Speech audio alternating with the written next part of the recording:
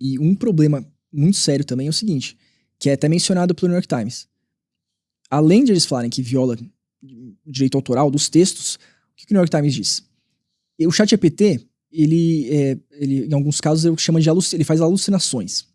Então ele coloca informações lá que não são corretas. Em muitas situações, ele atribui isso a jornais. Então ele pode colocar lá, olha, um texto do New York Times tratou de tal assunto, falou de tal coisa. E aí vai ver e é mentira, não aconteceu isso. É muito comum, a gente vai lá, pede, quer saber sobre algum assunto. Ele começa a informar supostas fontes lá, ou as pessoas não existem, ou as pessoas não escreveram sobre aquilo, ou o texto que eles mencionam é de outra pessoa. Então, assim, não é confiável ali, o conteúdo que tá lá não é totalmente confiável. Perfeito. E o New York Times fala assim, olha, vocês estão me prejudicando também, porque vocês estão atribuindo a mim informações que eu não dei. Ou seja, como se a responsabilidade fosse minha e não é. Tá. Porque aí é uma coisa que, por mais que o New York Times, lógico, ele não vai ser responsabilizado juridicamente por aquilo, mas as pessoas podem não saber que o ChatGPT tá dando uma informação errada. Ou seja, a opinião pública, sim, vai pode ter esse problema. Então esse é um outro ponto também. Uma coisa muito perigosa, né? Você tem informações ali que não são falsas. Agora, eu vou aproveitar essa questão que você trouxe da regulamentação de como a inteligência artificial é desenvolvida na Europa. Como fica essa questão da regulamentação quando as plataformas estão em outros países? Então, por exemplo, do que adianta aqui no Brasil, ou o quão protegidos estamos se a gente vier a ter uma regulamentação como esse exemplo que você trouxe da Europa, se a plataforma é uma plataforma americana ou uma plataforma chinesa? Olha, provavelmente, assim como no caso de rede social, o que a legislação vai prever é que se ela atua no Brasil, voltada ao público brasileiro, ela vai ter que cumprir as regras. Tá. Então, no caso ainda, ela provavelmente vai utilizar dados, vai utilizar textos de brasileiros, até porque essas ferramentas, elas precisam aprender a se comunicar em várias línguas, né? Então, assim, não adianta também mesmo português, se elas aprender a se comunicar no português de Portugal, vai ficar complicado para os brasileiros daqui, não vão se sentir confortáveis ali com o que for gerado. Então, certamente ela vai utilizar textos de brasileiros e tudo mais. Então, atuando no mercado daqui, voltado ao público brasileiro, provavelmente a legislação vai prever que elas têm que cumprir também. E esse é um grande problema, que elas costumam reclamar, dizendo, não, mas se a gente for se adaptar para cada legislação de cada país, os custos vão aumentar muito. Uma outra discussão que existe também é a seguinte, porque essas empresas grandes, elas costumam se adaptar, porque elas têm mais dinheiro. Aí tem a discussão, não, mas e as empresas que querem surgir aqui, que querem se desenvolver aqui no Brasil? Os brasileiros que querem criar as empresas, você vai criar dificuldades para eles se desenvolverem, você vai aumentar os custos deles. Mas é isso, acho que é tudo uma questão de balanceamento. Você não pode colocar custos que sejam impeditivos do desenvolvimento da tecnologia e, ao mesmo tempo, você não pode liberar geral e não regulamentar nada. Então é esse equilíbrio que tem que ser buscado, né? Então, assim, tem que ter, talvez, uma regulamentação um pouquinho mais permissiva para empresas menores, que estão começando agora, do que para as empresas maiores. Se a gente for ver a legislação sobre redes sociais, que foi aprovada na União Europeia também, que a União Europeia já aprovou bastante coisa sobre isso. E é aqui que a gente está atrasado.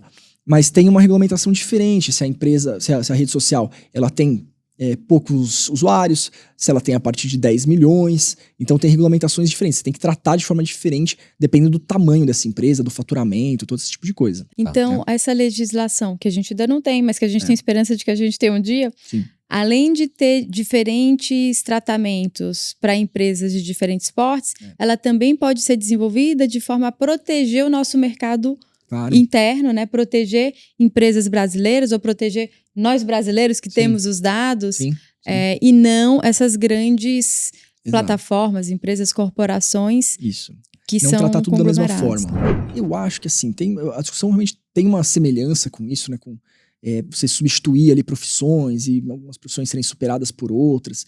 Isso realmente acontece. Eu acho que mas talvez a IA ela aprofunde ainda mais esse problema. Porque aqui a gente está tratando de produção de conteúdo, não é simplesmente você tornar mais eficiente a distribuição, a reprodução, que é uma coisa que na parte assim, artística ou na parte do jornalismo e tal, a tecnologia teve uma influência muito grande para diminuir custos de reprodução e tudo mais, e de distribuição também. Agora a gente está tratando da criação do conteúdo. Então qual é o grande problema aqui?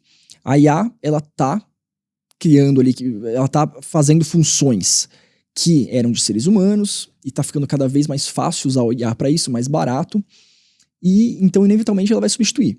E aqui, quando você substitui a produção de conteúdo, é um problema, porque a IA, daqui a pouco, ela vai estar sendo treinada cada vez mais com base em conteúdo criado pela própria IA. E isso também vai diminuindo a questão de diversidade do conteúdo que é gerado. Os textos e imagens vão ficando cada vez mais padronizados. Então a gente tem que ver se isso é desejável também, né? Então eu acho que não é simplesmente uma questão de aumentar a eficiência e tal. Eu acho que tem problemas sociais que são causados por esse desenvolvimento da IA que são mais profundos. Então eu acho que esse é um grande problema. Porque mesmo essa diversidade de pontos de vista, muitas vezes as pessoas reclamam de determinados veículos, falam, essa revista é de esquerda, é de direita, esse jornal de... Mas é importante a gente ter essa diversidade também de posicionamento e de visão entre o meio jornalístico, né? Claro, exatamente. A gente não quer que tenha ali só textos gerados por IA, que vão ser todos padronizados. E no jornalismo ainda tem a seguinte questão. Se eu tiro aquela monetização, aquela possibilidade de receber dinheiro de patrocínio e tal, eu vou estar impossibilitando algumas atividades que a IA não pode substituir. Então a questão de investigação, por exemplo, como é que a IA vai fazer uma reportagem investigativa sobre algum assunto? Não tem como. Então assim, tem esse outro problema também, ela não está simplesmente substituindo ali algumas atividades, ela pode acabar com uma atividade que ela não vai conseguir substituir totalmente. Perfeito. Então esse também é um ponto bem problemático. Tem um outro case também que você compartilhou com a gente, né? Do Copyright Office. Isso. Nos Estados Unidos. Conta um pouquinho do que é que ele se trata, para quem eu vou explicar primeiro o que é esse Copyright Office, né? Tá. Que é um órgão que aqui no Brasil a gente não tem algo semelhante no campo do direito autoral. A gente tem o INPI no campo da propriedade industrial, que trata de marca, patente. Para o direito autoral, a gente tem ali órgãos que registram, mas eles não analisam se aquele registro é correto, se a obra realmente tem que ser protegida.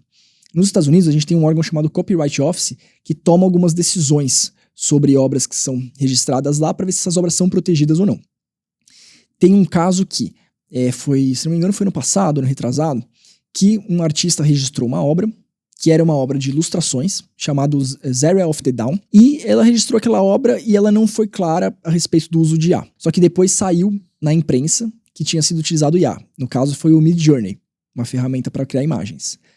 E aí o Copyright Office reabriu o caso e intimou a pessoa a explicar o que ela usou, como é que ela usou isso e tal. E aí a artista explicou que ela utilizou de fato a Midjourney, ela admitiu, só que ela falou assim, olha, eu tive uma interferência criativa muito grande, porque apesar de ter usado o Midjourney, eu fui colocando ali prompts, e aí a ferramenta me dava uma resposta, uma imagem, eu selecionava ali entre várias opções, e depois eu pedia para fazer alterações, então aquele resultado final, eu tive uma interferência criativa grande, então eu tenho que ser considerada autora daquelas ilustrações. Ou seja, eu fui uma curadora, né? Isso. Não foi bem... mas acho que mais até do que curadora. Sim. O que ela diz é o seguinte, eu fui escolhendo e fui moldando aquelas respostas porque eu achava melhor. Então, eu vi essa aqui imagem e achei melhor. Então, eu fiz um novo prompt para fazer ali alterações e chegar num resultado final. Agora, o que foi decidido lá, o Copyright Office falou, não, essas imagens aqui, se a gente for considerar cada imagem, cada ilustração, não tem que ser protegido.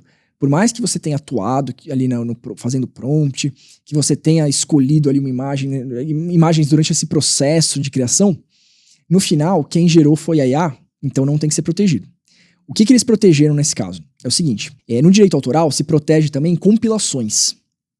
Então o que é a compilação? Se eu pego ali até base de dados hoje em dia é protegido. Se eu reúno ali dados ou outras obras de uma forma criativa, eu sou autor da compilação, por mais que eu não seja autor de cada imagem individualmente considerada. Então o Copyright Office considerou o seguinte, aquela história que você criou, que é aquela sequência de imagens, tem diálogos também, se os diálogos foram feitos por humanos e tal, aí ok, isso é protegido. Aquela história que você criou é protegida. Mas cada imagem não é protegida, porque a imagem foi gerada por IA, então essa imagem está em domínio público, pode ser usada por qualquer pessoa. Então esse foi um caso bem interessante, porque eu acho que no Brasil daria para seguir um raciocínio semelhante. Apesar das nossas diferenças da legislação, a gente também protege compilação, a compilação também tem que ser criativa, então dá pra gente considerar uma coisa assim, cada imagem ali não vai ser protegida, mas a compilação como um todo sim.